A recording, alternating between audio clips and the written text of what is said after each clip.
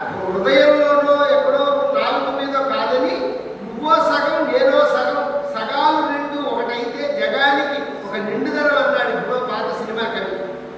అలా సగం రూపం ఆయన ధరించాడు.